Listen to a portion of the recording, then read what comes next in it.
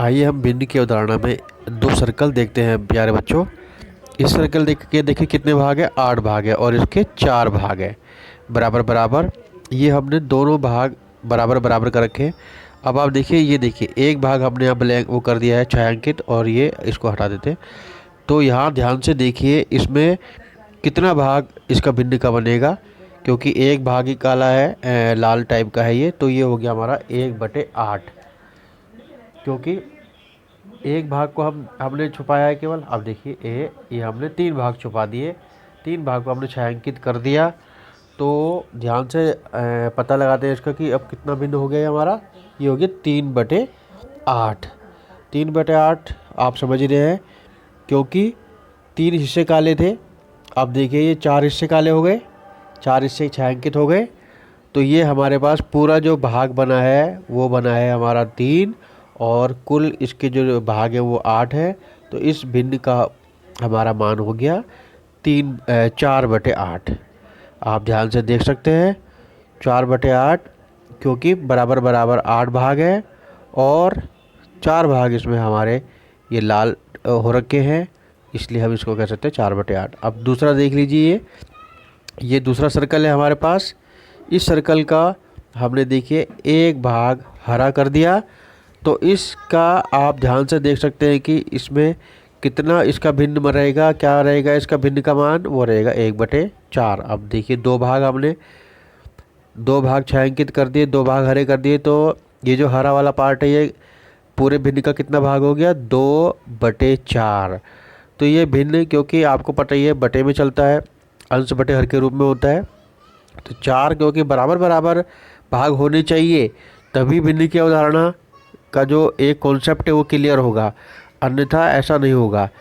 तो यहाँ पर आप देख सकते हैं इस सर्कल के 4 भाग होने पर जो हरे भाग हैं वो 2 हैं, और इसलिए जो भिन्न की जो मान बना वो बन गया हमारा 2/4।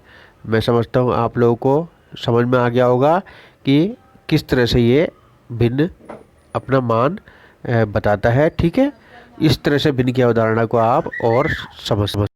आइए बच्चों, आज हम भिन्न की अवधारणा शुरू करते हैं।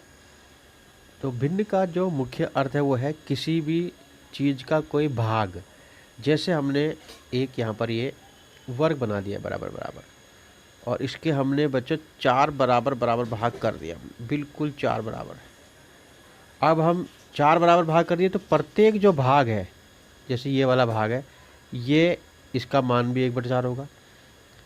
ऐसे इसका मान भी 1/4, इसका भी 1/4, इसका भी 1/4। दूसरा, हम इसी को अगर एक बार और देखें, हमने ये फिर मान लीजिए 4 भाग कर दिए, 1 मिनट, ये और ये बराबर भाग है मान लीजिए, और हमने ये 2 भाग इसके काले कर दिए या लाल कर दिए। तो ये जो 2 भाग है इनको दर्शाने के लिए हम कहेंगे कि ये 2/4 है, क्योंकि 4 तो टोटल है ही, 4 भाग उसके बराबर हुए हैं। तो यहाँ पर इसकी अवधारणा समझना पड़ेगा हमें। अगर हम एक एक सर्कल ले लेते हैं बच्चों, और इस सर्कल के हमने चलिए 2 बराबर भाग कर दिए, तो प्रत्येक भाग जो है वो आधा आधा होगा, करते पर 1/2। ये वाला भी 1/2 और ये वाला भी 1/2। तो ये भिन्न की एक अवधारणा है कि कोई भी जो भाग है वो उस पूरे भिन्न का कितना भाग है। तो इस आधार पर प्रश्नावली का जो पहला प्रश्न आ रहा है वो देख लेते हैं हम लोग। ये देखिए आप, ये त्रिभुज बनाए, इसके 4 बराबर भाग हैं, तो इसकी भिन्न लिखनी है जो छायांकित हो रखा है। ये 2 पार्ट केवल छायांकित हो रखे हैं, तो ये हमारा जो आंसर आएगा इसका आएगा 2/4 आएगा। ठीक है, क्योंकि 4 भाग पूरे हैं और 2 भाग काले हैं। ऐसे ही यहाँ पर देखिए 9 भाग हैं टोटल, और 8 भाग काले हैं। अगर आप ध्यान से देखें तो ये 8/9 इसका मान आ जाएगा, इस भिन्न का मान 8/9 आ जाएगा। ऐसे आपके पास जो तीसरा प्रश्न है, तीसरे में 8 भाग है टोटल, तो नीचे 8 आएगा, और 1 2 3 4 भाग काले हैं, तो ये 4 ऊपर आ जाएगा, तो 4/8। इस प्रकार से ये बाकी प्रश्न भी आप कर सकते हैं। छायांकित भाग का केवल भिन्न में मान निकालना है।